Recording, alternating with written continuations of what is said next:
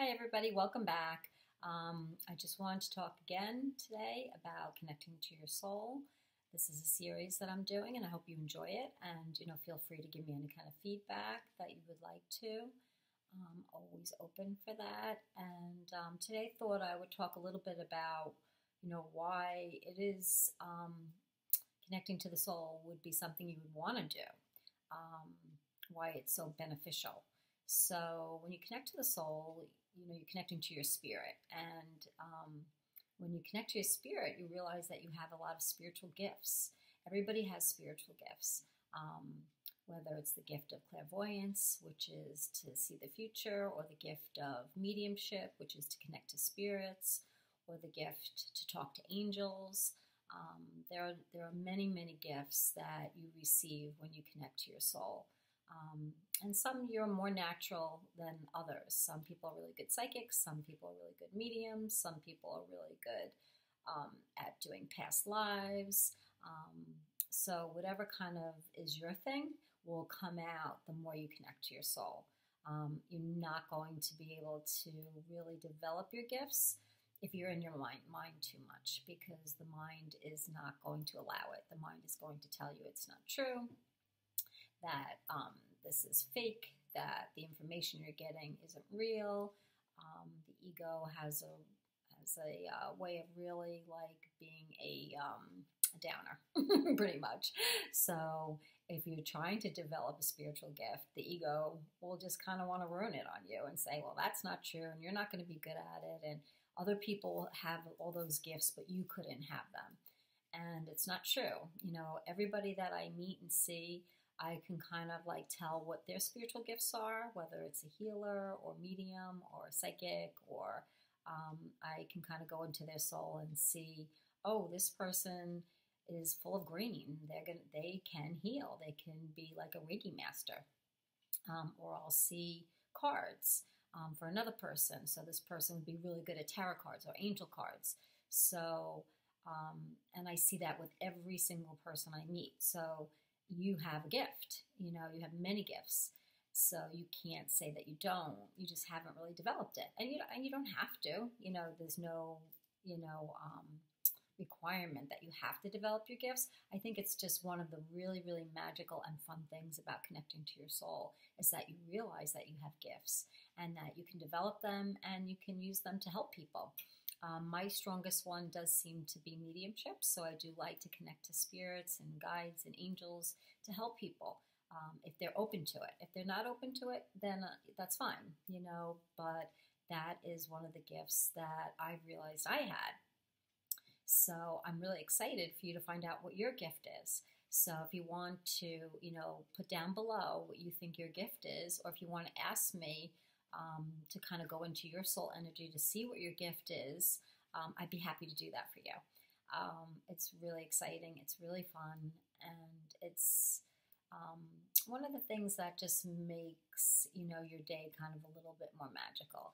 And, every time you use one of your gifts, you have to go into the soul energy to use the gift. So you benefit from it. So every time I do a mediumship reading, I'm always benefiting from that because I get to go into that soul energy. And as I talk to spirits, I feel the love that they have for their family and friends. And I benefit because I feel that love. So, but you don't really have to go into the gifts if you don't want to. If you just want to practice going to your soul energy and feeling that love and that guidance and that wisdom is enough, is really a lot in and of itself. You just probably will realize that in addition to doing that, you're going to have some gifts too. So I hope that you're practicing and asking to go into your soul energy. Some ways that I found it pretty easy to be in your soul energy is just natural ways. When you're not thinking, when you're taking a shower, when you're doing laundry, when you're taking a walk.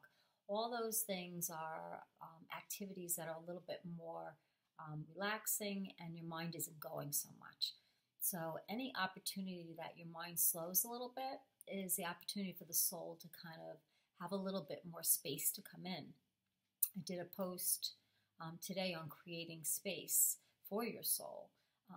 If we're thinking, and really in that ego mind, there's no space for the soul to come in. So you really want to have space for your soul. And so that requires trying to, like, get into one of these places where you slowed things down a little bit. If you like to meditate, that's perfect. You can ask your soul to come in then, but it's not necessary. I first connected to my soul. I was not meditating. I was just asking. I was asking for help. I was asking to feel the angels. I was asking, is there anything really out there?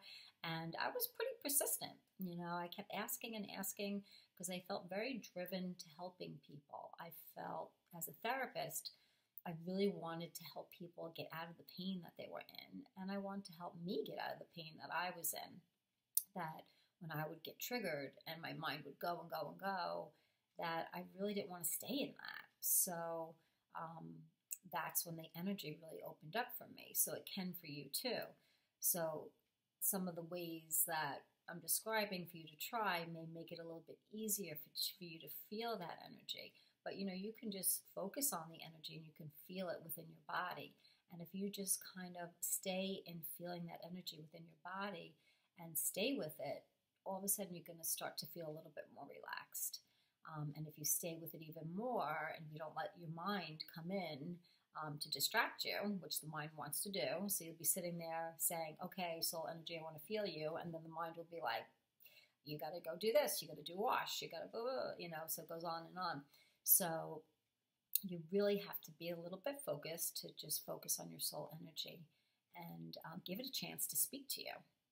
It's not going to speak to you, like I said, in words. It's going to speak to you more through your feelings, more in impressions. You're going to get impressions and feelings. So it's going to feel very different. You're just all of a sudden going to start to feel a little bit better.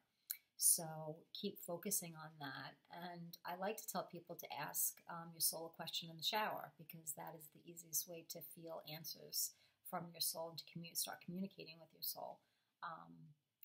There's something with the shower that makes it a lot easier to do, or even when you're driving, makes it just easy for you to do. But definitely create the space that your soul can kind of come in and you can feel that energy. If there's no space for it, then, you're not going to feel it.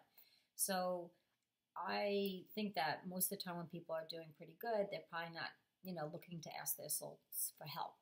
So when you're having a tough time, if something upsetting had, just happened, if you got into a fight with somebody and your mind is giving you a hard time, ask your soul for a different perspective. Ask your soul for help and just kind of sit and wait and listen and see what you get.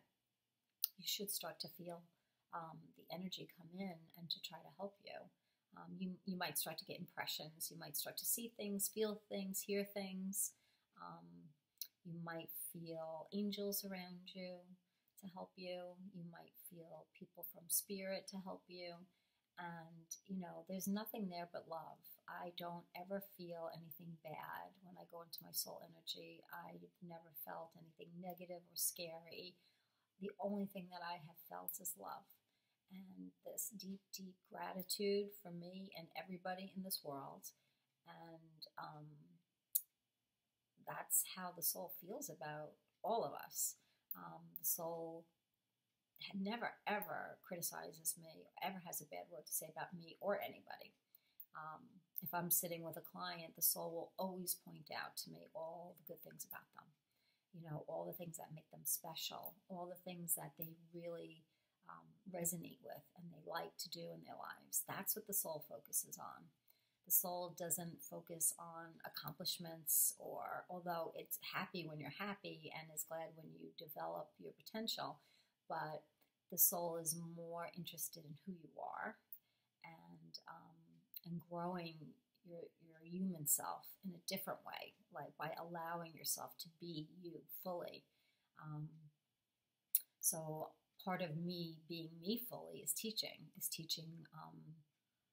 being a spiritual teacher, and also teaching my clients in one form, and then teaching in this way in another form. So that's what makes my soul the happiest, is sharing this information, connecting to my soul, and seeing what I get, what words of wisdom, what words of comfort come to me when I connect to my soul. And the soul is always there for you. It's just always, always there for you. and you'll never feel as loved as you do by your soul. I just have never, ever in my life felt that kind of love here from another person or in life in general. Um, it's a different kind of love. It's something you really, really have to experience. And but once you feel it, you know what it is, and you'll never um, want anything else but that. So it's not that it's addictive, because it's not. I have to remind myself sometimes to go into my soul energy, because I'll get so caught up in my life that I'll forget sometimes to kind of consult it and ask questions, or to just stay in it for a little bit so that I can feel better.